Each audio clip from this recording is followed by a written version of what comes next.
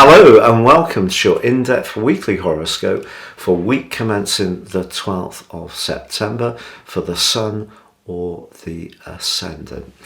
I'm going to give you a flavour of what to expect this week for us all collectively, but please stay with me as I dive deep and give you each of the 12 zodiac signs in forensic detail. Now, late last week there was a full moon in the sign of Pisces, but it was angling to Uranus, the planet of change and the planet of truth. And you know, if we can use that more innovative energy of Uranus as we come into this week, it would be a good thing to do. And that means being open to fresh approaches. But we can take a fresh approach to either our spiritual, emotional and psychological well-being or to our physical well-being. And it means that the available energy we do have is likely to be limited somewhat. And therefore we need to apply it to things that are really meaningful, and that means prioritizing. However, the Sun is linking brilliantly to Pluto.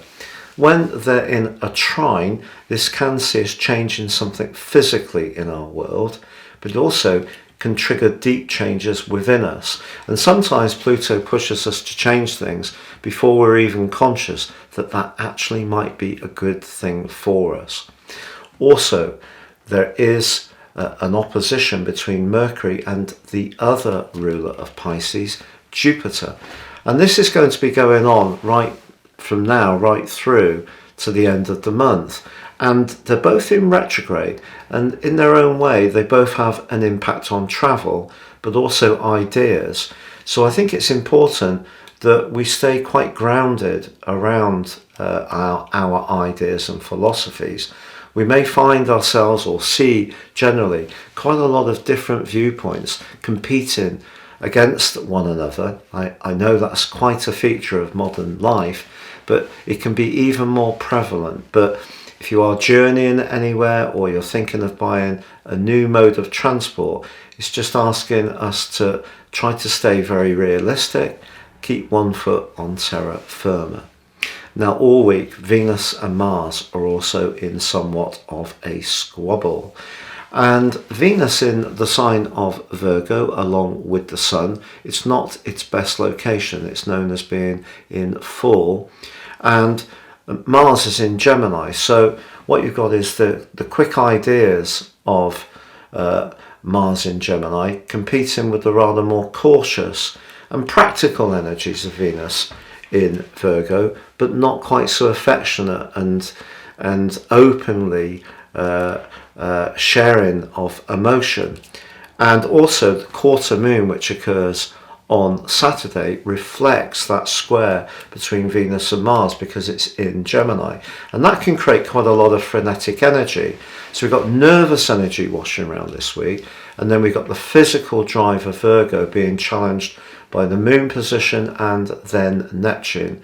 So energy a little bit sensitive, and important that if we're going through changes, the changes we're trying to achieve are achievable.